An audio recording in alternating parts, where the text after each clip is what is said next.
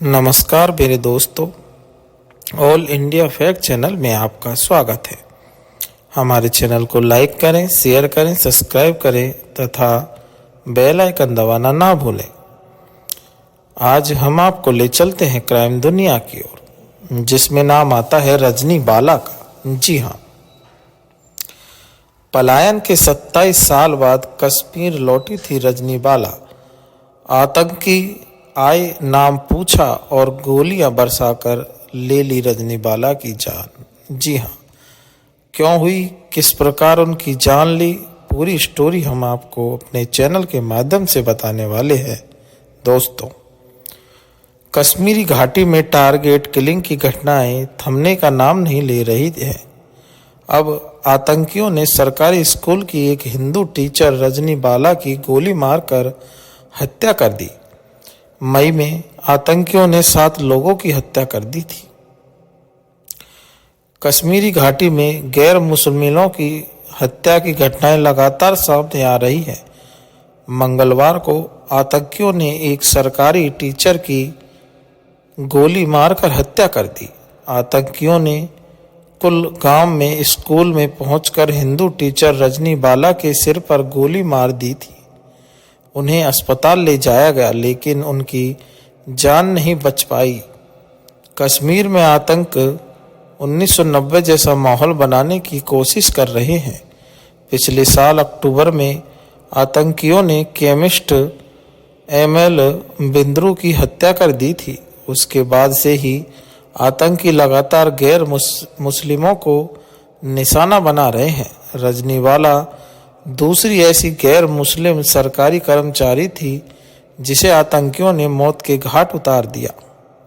इससे पहले 12 मई को आतंकियों ने बड़गाम में तहसील दफ्तर में घुसकर राजस्व अधिकारी राहुल भट्ट की हत्या कर दी थी। 36 साल की रजनी बाला जम्मू के सांवा जिले की रहने वाली थी।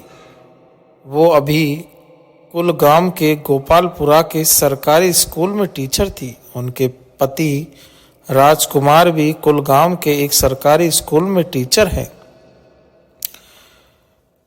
1990 में हुए पलायन में रजनी के परिवार ने भी घाटी छोड़ दी थी। पलायन के 27 साल बाद रजनी वापस कश्मीर लौटी थी। उन्हें केंद्र सरकार के पैकेज के तहत नौकरी दी गई थी। रिपोर्ट के मुताबिक रजनी बाला रोज करीब 10 किलोमीटर पैदल चलकर स्कूल में बच्चियों को पढ़ाने जाती थी। वो पिछले 5 साल से गोपालपुर के स्कूल में पढ़ा रही थी। रजनी बाला ने आर्ट्स में मास्टर किया था। इसके अलावा उनके पास बीएड और एमफिल की डिग्री भी थी। घाटी में राहुल भट्ट की हत्या के बाद से सरकारी कर्मचारी सुरक्षित जगह पर अपने ट्रांसफर की मांग कर रहे थे। रजनी के पति राजकुमार ने न्यूज एजेंसी को बताया कि सोमवार रात को ही उनका और उनकी पत्नी का ट्रांसफर दूसरी सुरक्षित जगह पर किया गया था। मंगलवार को पुराने स्कूल में उनका आखिरी दिन था, लेकिन उसी दिन आतंकियों ने गोली मारकर हत्या कर दी। राजकुमार ने न्यूज एजेंसी से कहा, काश प्रशासन ने पहले ही उनका सुरक्षित जगह पर ट्रांसफर कर दिया होता तो वो आज शायद जिंदा होती। मैं अपनी किस्मत को कोसता हूँ। उनके ट्रांसफर के एक दिन बाद ही आतंकियों ने उनकी हत्या कर दी। राजकुमार और रजनी बाला 2009 से कुलगाम के अलग अलग स्कूल में पढ़ा रहे थे।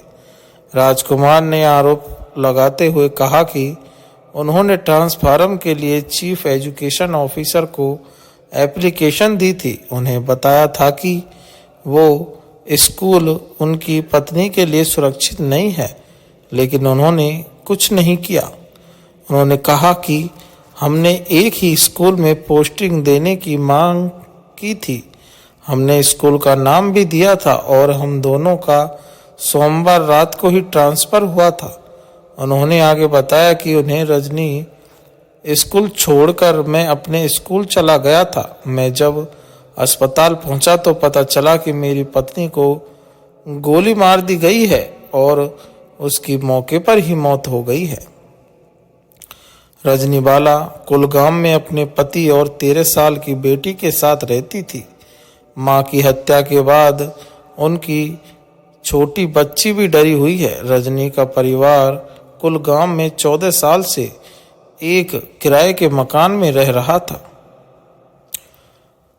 पुलिस ने बताया कि रजनीबाला को स्कूल परिसर में ही आतंकियों ने गोली मारी। गोली लगने के बाद वो जमीन पर गिर गई, जिसके बाद उन्हें अस्पताल ले जाया गया, लेकिन उनकी मौत हो गई। रिपोर्ट के मुताबिक स्कूल में आकर आतंकियों ने रजनी से नाम पूछा और उसके बाद उनके सिर पर गोली मार दी थी। बताया जा रहा है कि गोली लगने से मौके पर ही उनकी मौत हो गई थी। कश्मीर में आतंकी गैर मुसलमानों की हत्या ऐसे ही कर रहे हैं। वो आते हैं, नाम पूछते हैं और फिर गोली मार देते हैं। राहुल भट्ट को भी आतंकियों ने ऐसे ही गोली मारी थी। आतंकियों ने दफ्तरों में घुसकर उनसे नाम पूछा और उनकी हत्या कर दी। ये कहानी आप ऑल इंडिया फैक्ट चैनल के माध्यम से सुन में देख रहे हैं। दोस्तों, अगर हमारी कहानी हमारा चैनल पसंद आ रहा हो तो लाइक करें, शेयर करें, सब्सक्राइब करें तथा बेल आइकन दबाना ना भूलें। धन्यवाद मेरे प्यारे दोस्तों।